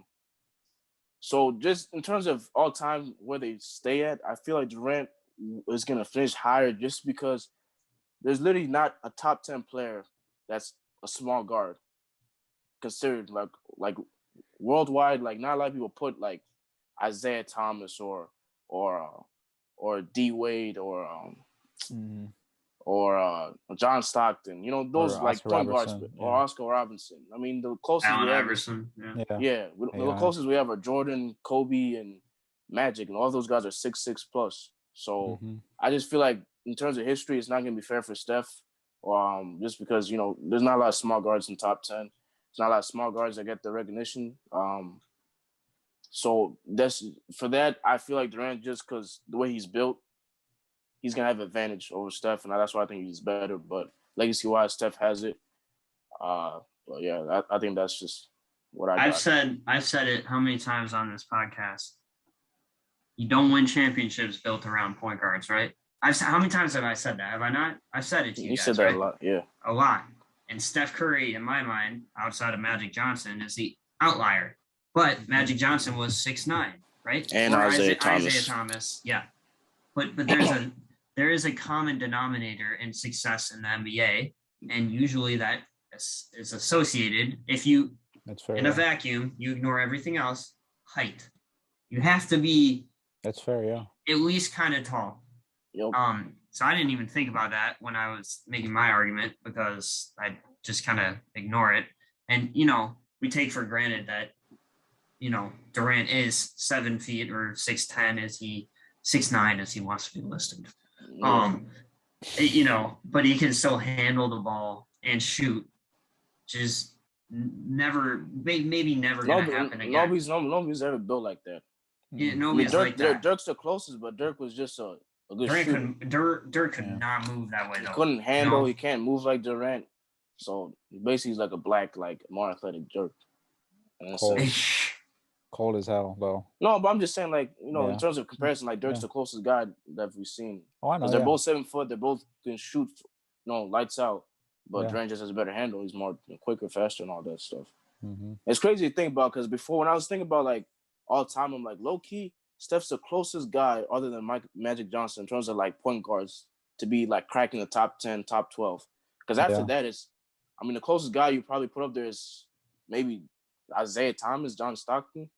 Yeah. I have a question then. It's Does crazy. That mean... Yeah, those are like I feel like Magic and Steph are like the top tier, and then there's a lot of guys in like that tier below. That's like really, really, really good, but not like top 10. Like in that like that argument. I'd say Isaiah's top 20, and you could put John Stockton top 20. Yeah, Steph obviously is top 15. Yeah, it's just like when I thought about that, I was like, Magic Johnson is literally a top 10 player because that's hard to do. Yeah, a top 10 player as a point guard because he's 6'9". Mm-hmm. Yeah, and I'm like, low key, Steph is the closest person in terms of small guards to ever crack the top 10. I have a question then, because when we did our top 5 point guard list, you and Sean didn't have Steph on your top 5. No, but they were talking about like they were doing like traditional point guards though. Yeah, I did say Steph was like a hybrid. I feel like him and Allen Iverson are like just like they're guards. Yeah. I don't think they're true point guards. Right. Yeah. Okay. I was wondering because so you would still rank Steph above John Stockton and whatnot. And all time, because I feel like all time it's not just because your career. I think it's it's greatness. So it has to do with legacy. It has to do with career. Obviously, it has to do with like it basically everything together. That's why I think Jordan's the best player of all time. LeBron might pass him in stats and stuff like that, but I feel like Jordan, legacy wise, he has the most trophies in terms of like individual awards in NBA history. Yeah. He has the best impact. I mean, he took the NBA from a national perspective to a worldwide perspective. Nobody's ever done that. He was the first to do that. So if you're talking about GOAT, which is greatness, greatest of all time, you could say Jordan is. If you want to talk about GOAT, best of all time, then that's a different argument. You can do that for any other sport, though. So. Best of all time. That's true. Next time we do this, Zach, I'm intervening every time you speak. Because I'm telling you, bro, everything I didn't have anything, like all my thoughts just not written down. I had just stats written down instead of my thoughts. And I had thoughts written down, Well, I was grinding out today, preparing for this all day. All day I was just thinking about this. It's consumed my day at work. Oh my gosh. I was like, guys, hey, I'm doing this debate tonight, Steph versus KD. You should all tune in. And naturally, everybody was like, no, I don't care. But that's true. We ain't getting that. That's true. Yeah. No, dude, Steph and KD are tuning in. I tagged them on Instagram. I'm gonna at them. We'll at them. That'd be really dope if they. I'll personally DM I don't think it's gonna happen. See if they want to tune in just to see. I know KD. We probably have a good chance of KD just. We have a chance with KD, bro. Maybe we have Zach, you should add him, but you should like say something usual like. Guess what? Steph made you the better player or something like that. Something for him to respond to. You can't create your own shot. Just say I can do all things through Christ who strengthens me. Like trying to get Steph to get out of it. I'm trying to get a Durant. You can win a championship. You can win without Steph. You can't win without Steph. I have a theoretical though. What if Durant wins a championship? The 2017 finals weren't. Yeah. Go ahead. No, go ahead. What if he wins a championship with the Nets? Yeah, I think how does that affect your argument? Boo. I was gonna bring that up. That was something I forgot because I was like, Durant won it with super teams. I know it's a championship, it's Mhm. still a championship. I understand that. But for me, if Durant wants to crack the top 10, he has to win as the main guy. Yeah. And I thought that was going to be with him and Kyrie. But since they recruited James Harden, But it's that's not another. his fault. I know it's not his fault, but I'm saying even if they win 2 championships or something and he has 4 in total, I'm still not going to put him. I don't think I'm going to put him. So how do you rank LeBron then? Because LeBron is then the same thing, except LeBron usually is the one making decisions in That's terms true. of like. With GM. That's true, but I still think Well, Durant's yeah. teams are way better than LeBron. In terms I of don't know talent. about way better. I'm This talking team, about in terms of this team, focal points, yes. this So focal point, the yes. Warriors, Westbrook and Harden, not better than Chris Bosh and Dwayne Wade. No way. at that time, no. Not Last- even not Keep even going. close. Keep going. Yeah. Yeah. You know, I still obviously think- Klay Thompson and Curry and Durant.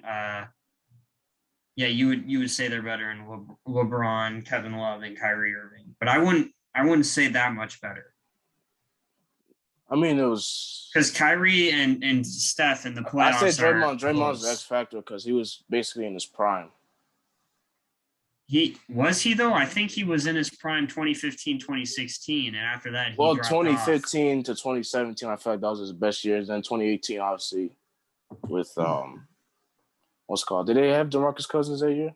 Was it 2018? Yeah. Okay, so I don't think he played though because he got hurt. Didn't he? yeah, I don't know. I mean, he played, but he got hurt when it mattered. Yeah. Appreciate So it. I mean, it's a good question. I don't know. Just for Durant's, like for him personally, I just feel like I really want to see him do it with just a co-star, like the usual, just So, but then again, they do have holes. They're not a perfect team with just Harden because they had to give up a lot to get him. So I do understand. I think their team is very flawed. Like I would be very surprised if the Nets won a championship with the roster the way it is. Yeah. So I guess that's true. And I'm not saying they can't, but I look at rosters and I'm like, okay, Clippers way more complete. Obviously, the Lakers more complete. Bucks more complete. Sixers up in the air, so I'm not even gonna. I would say no to them. The Celtics, if they can get their crap together, are a more complete roster. They've never played that way, and they always get hurt. But a more complete roster. The Heat, a more complete roster. The separating factor between the Nets and a lot of these teams is just the fact that they have Durant, Harden, and Kyrie. But don't you think, like, let's say when the playoffs come up this year, what if they lose because they don't have good role players? But then what if they beat teams simply because they have juggernaut franchise stars? That's like the difference between them and another team. I feel like it could go both ways. No, I would not disagree. The narrative will always it's change. gonna be between those two. So it's hard to tell. I don't know. Yeah. I would say obviously your injuries. ideal situation is basically what the Warriors had in 2015, which was 3 All-Stars and then at the very least 2 superstars, you would say, and then unbelievable role players. That's your ideal, but the problem is that you have too much money locked up in, like in the Lakers case, LeBron, AD, and Westbrook, James Harden, KD, and Kyrie. So that kind of thing is, see, the Warriors, bro, Zach, you don't know this, bro. Maybe you do know this. Is the timing of everything for the Warriors was so perfect because the contracts were not expired by the time like Klay and Steph became top 10. Well, maybe not top 10, top 15, top 20, top 20, at least top 5 for Steph, right? Or top 10 for Steph, 20 players. And so they had all this money to roll out to have arguably the best bench ever. Maybe not ever, but one of the best supporting casts ever. Yeah. Before, whereas now players that are teaming up, typically you're doing it in free agency. So you're killing your team's salary cap. We talked about this last week. This is why I wish Steph would have taken a little bit of a pay cut, because if you want to win, to me, you take the pay cut. And which Durant did to get to the Warriors. He took a big pay cut, at least by their standards. big. Well, yeah, with inflation numbers these days. $10 million. Oh, so Yeah. big when you're getting paid 150 or 180 or whatever it is. But I digress. That's just That's a good point because remember Steph had to sign that contract because of his ankle injuries. He wanted to secure a good, all the money he could get. exactly.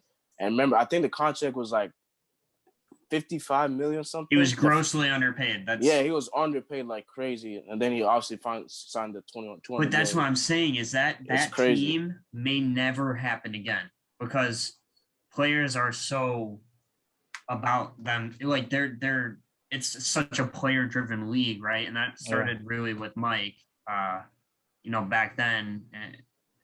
But so the fact that they were able to do that may never happen again because it would take something similar, like you get like a Zion, but even Zion got paid, right?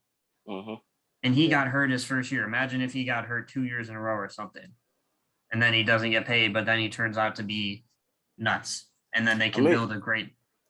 It's crazy, yeah. Because Jordan Embiid literally missed his first 2 years. Then he had a couple good years, and he's still injury prone, but he signed a $178 million contract. So a lot of guys want to be paid what they're worth. So it's crazy. And I know a lot of people be like, "Oh, you got to mind your business." No, you don't pocket watch and all that stuff. Sometimes, like low key, bro, like it's either you go two ways. You either get the money that you want, but then you take all the money, you don't get to sign a lot of players.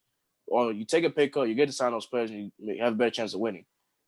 Either way is fine. It's just like, there's two consequences to both ways. And that's why I brought up what I said last week.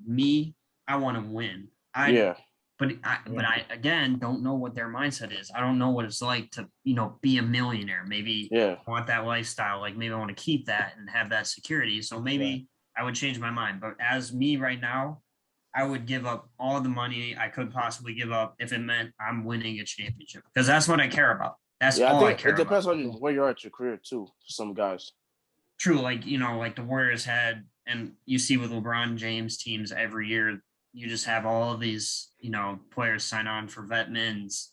Yeah, because they're just like, oh, we're just here to get carried and win a chip, ring chase and everything. Say I went out with a championship like David West did. Notably with the Warriors. But I have a question for you guys. Which player do you think plays longer? That's a tough debate. I don't know. I mean, go ahead, Zach. Sorry. I think Steph is. I don't know. I feel like there's. I don't know because you have the argument for that KD doesn't take as much of the offensive workload. There's not as much usage rate. But his usage rate is still very high. But he's not like ball dominant. He's not the focal point. Yeah, but Steph, I feel like can fit. Anywhere. Even if he's not like or as speedy or as quick, he can still be a good 3-point catch and shoot. He's still the best shooter of all time, which requires nothing but your arms. You could just catch and he could just be a great catch and shoot player. On another team. So. But it's hard to tell for me. I mean, Steph's game can make him play for 10, 15 more years if he wanted to. Yeah. I mean, so Durant, Durant with his Achilles injury, you never know what happens in the future. Yeah, that was what did it for me. Yeah, he still drives more. He still goes to the basket aggressively. He still, has his mid-range game, so he has a bigger shot of getting injured, but God forbid that happens. But Steph also is injury prone. He's as God forbid. But I feel like both guys could go 5 more years. I think one thing that we talked about that will make it that Steph plays longer is the mentality. I don't know. I think Durant's been on record saying this isn't the most fun thing in the world to him. Hasn't he? Like something along those lines. He's like chill about like. Yeah, I watched a recent podcast because of his boardroom talk, whatever it's called, on ESPN. But he did say like basketball is like the best thing to him. Like he likes playing basketball. That's what gets him excited. He's talking about like the short off season. He's like, having 1 month after the Olympics is tough, but like 20 games to the season, he said like, damn, I like basketball. I love hooping. So I feel like, right. Basketball and just in general, maybe he'll love. So maybe he gets to a point where he feels like he doesn't have to prove anything in the NBA. So he might just, calls it quits. I think the Durant's mindset will take him one of two ways. Either the first way that I just mentioned, that he might just be like, whatever, I don't care anymore. Or the second, everybody on social media still roasts me. I need to win more. I need to play longer. Because he's the kind of guy that would care so much about that. Because at the end of the day, us talking about who's better, this is all hypothetical. This is not in record books. Nobody cares. Like, it's not the end all be all. You make I'm going to just ballpark it, say $500 to $800 million in your career, somewhere in there. You've won 2 championships. Steph win 3. Like, who cares? Just go out. Like, when you want to go out, you go out. But so the other aspect of it, other than the mentality for me, is the injuries for Durant. Achilles is a significant injury that can come back. Yeah. I know Steph has the ankle problems, but ankles are not Achilles. Achilles is like a million times worse. And ankles can be bad, I know, but it shouldn't prevent you from playing. The other aspect is Steph is a shooter. They're both shooters, but nobody's a shooter like Steph. Steph's he's the shooter. So, and the other aspect of it is that Steph is an unbelievable catch and shoot shooter. Yeah. And again, Durant's not like light. When we talk about them as shooters, they're both really good. So like Durant's not that much worse, but Steph's just that good. Like if the 3-point contest were a catch and shoot 3-point contest, I'm pretty sure Steph Curry would win every single year, and it wouldn't even be close. Oh yeah.